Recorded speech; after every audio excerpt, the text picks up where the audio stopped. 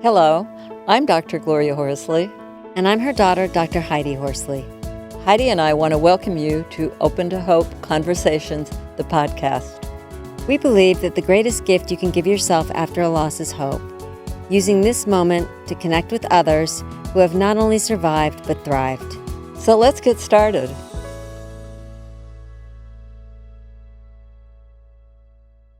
Welcome to the Open to Hope show. I'm your host, Dr. Gloria Horsley, with my daughter and co-host, Dr. Heidi Horsley. Well, Heidi, we're going to talk today about something I know our audience will really resonate with, and that is how to reopen your heart after a loss. And we've got a wonderful guest on who has done just that and has been on some grief journeys and has found hope and been able to reopen her heart. So would you introduce her today, Heidi? Sure, I'd love to. Our guest today is Eileen Robertson Hamra. She splits her time between Missouri and Chicago. My mother today is in Scottsdale, Arizona, and I'm joining you here from my home in New York City. Eileen is no stranger to loss. She lost her sister when she was just 23 years old, and she became a widow when her husband died 10 years ago in a plane accident, leaving her with 3 young children. Today, she is a yoga instructor, a retreat leader, and an angel investor, and she has written the book called Time to Fly. Welcome to the show, Eileen. Thank you. Thank you for having me. Tell our audience about how your husband died. Yeah, so it was 2011. So we just actually, you can say celebrated, but we celebrated or honored the 10-year anniversary of it in December. So it was December 22nd, 2011, 3 days before Christmas. And I had flown back east we were living in Huntington Beach, California at the time. And my family and Brian's family were all back east. So I had flown home early with the 3 kids who were 4, 7, and 8 at the time. And we were celebrating, and Brian was coming to join us.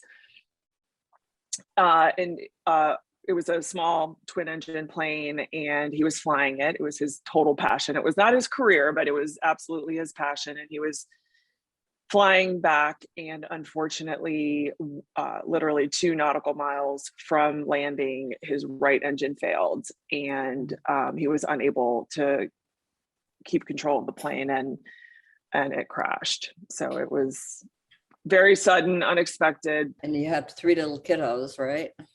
Yeah. Mm-hmm. Yeah. I was going to say, not only did you lose your husband, but you lost the person that was helping you raise your children and their father, and suddenly had to grieve and then help your 3 little kids navigate their own grief, which must have been really hard. Yeah, it was a lot. It was a lot. In some ways, I would say having them was a blessing, because, I know for myself, I had to keep moving. I had to get off the couch. I had to, I didn't say, like, even at Christmas, it was like, Santa can't also not come, right? We were, kids believed in Santa Claus. And I was like, we kind of had to keep going from the beginning, because we had these little kids that, and I say we, like the family, because I clearly did not move on by myself, and had lots of support from family and friends. But yeah, so in some ways it was a blessing to have them, also to just grieve with me. But in other ways it was challenging, because I was dealing with my own grief and then was also trying to support them. So yeah. Well, you're making a really good point, because my mom and I are often with families that say, we don't feel like celebrating the holidays. We don't feel like celebrating birthdays and Christmas and all these other holidays.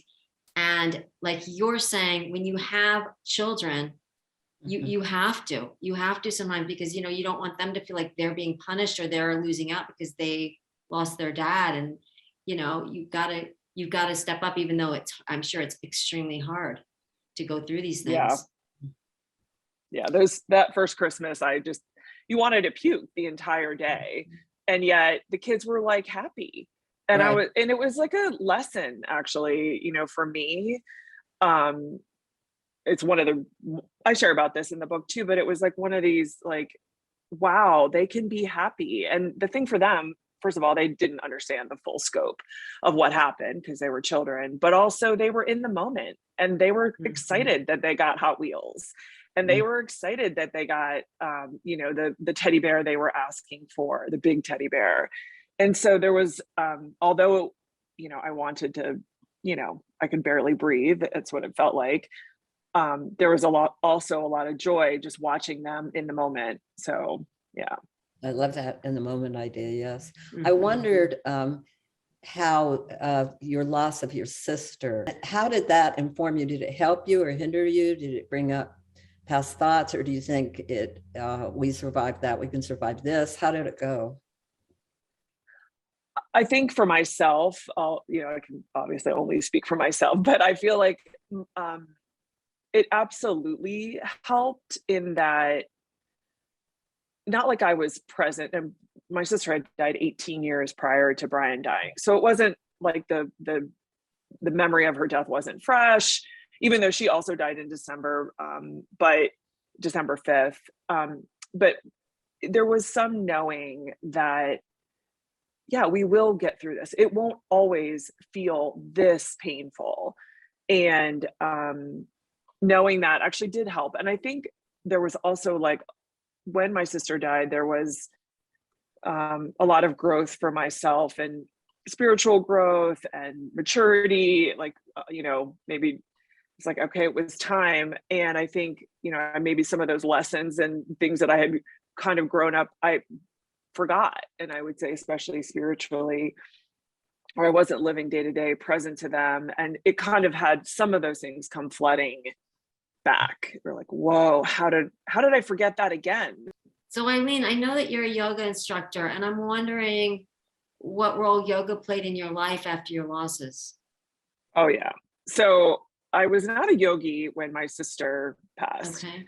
I was always an athlete. I grew up exercising, but I did not actually find yoga until the hot yoga craze happened. And so I think Brooke, who is now 17, right after she was born, so 17 years ago, I found hot yoga and fell in love and really started practicing. And I'd been practicing consistently when Brian passed. And this is one of those stories that's kind of hard to tell, but I think it's important. So, and I share the story in the book, but when, you can't imagine going to see your person who has passed in the casket, or if you have to, identify the body, or like that whole idea is just awful. And I wanted to puke again or throw up. I was just so nervous. And the funeral director who was taking me in to see Brian's body, and I was like, oh my God, you are not breathing. You're not breathing. And I'm like, yogi girl, like, you have got to take a breath, and you are not breathing. And I started breathing, and I'm like, like these just really deep breaths, sort of out of survival, sort of out of practice. And I went up to his body, and I was like, oh my God, his spirit has been released. And I just felt this peace that I did not expect that I would ever feel seeing my husband's lifeless body. And what I just realized, I was like, oh my God, who I love, that energy, that spirit is no longer in that casing. And how did I forget that we are human beings living spiritual beings living a human experience, and his spirit had clearly left. And those thoughts were not ones that I was like thinking 10 minutes before I walked up to that. And it was that breathing that really it's interesting that you're saying his spirit had left, because your book is called Time to Fly.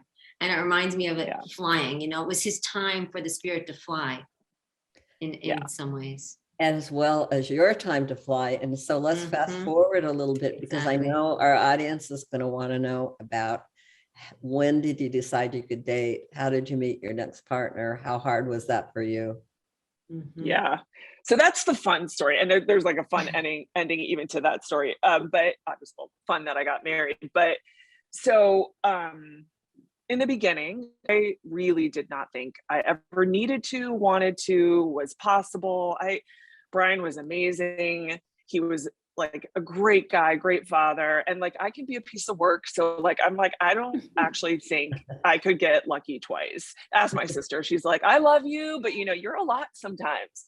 And I just felt like I had hit the jackpot. And I was 41, and I think when you go through a lot of grief, your body kind of is like shuts down at least the sexual pieces of yourself, Right. to a degree. And then, but eventually, like, I was like, oh, wait a minute, I don't know that I can be single forever. Like, I'm now 42, and maybe I will find someone someday. So I started dropping seeds with the kids, like, what do you think? And what would you think if I met someone? And they were very receptive. And I think part of that was their age, because they were also missing that father. So like, I think to some degree I had it a little bit easier because they were so young, that they were very receptive to having a dad, because they felt that lack of probably lack of security, that a partner brings. So anywho, I totally believe this was spiritual. I actually totally believe that Brian set us up.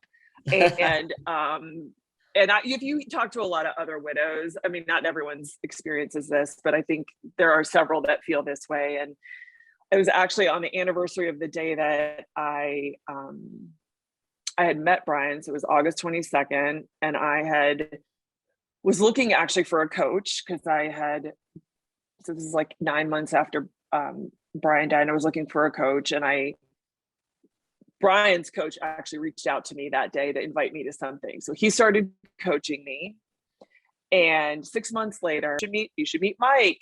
And I didn't even write the guy's name down. I was like, whatever.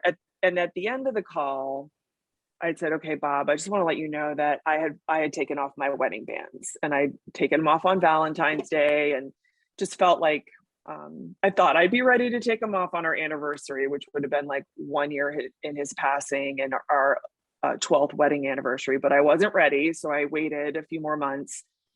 So I've taken off my wedding bands, I've reset my diamond, and I'm wearing it on my right hand. And I'm starting to think about the possibility of meeting someone. He's like, oh, that's why I think you should meet Mike. I was like, oh, whoa, let me write his name down. So I write his name down, and I Google him when we get off the phone, and totally hot. And I was like, oh yeah, I was like, he's my type for sure. And I, anyway, so that was like the introduction, and I was excited. And then, we met, and he was actually dating someone already. And I was like, oh man. And I felt so disappointed. And I was like, why am I so disappointed?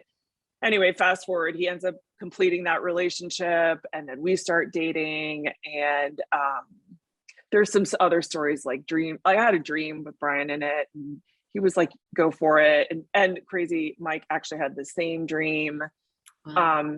And it took something. So I also don't want to like say, oh, and then it was like, great, the next week we didn't walk down the aisle. No, it took 3 years from that meeting. And what was interesting that I learned in multiple ways, it's like,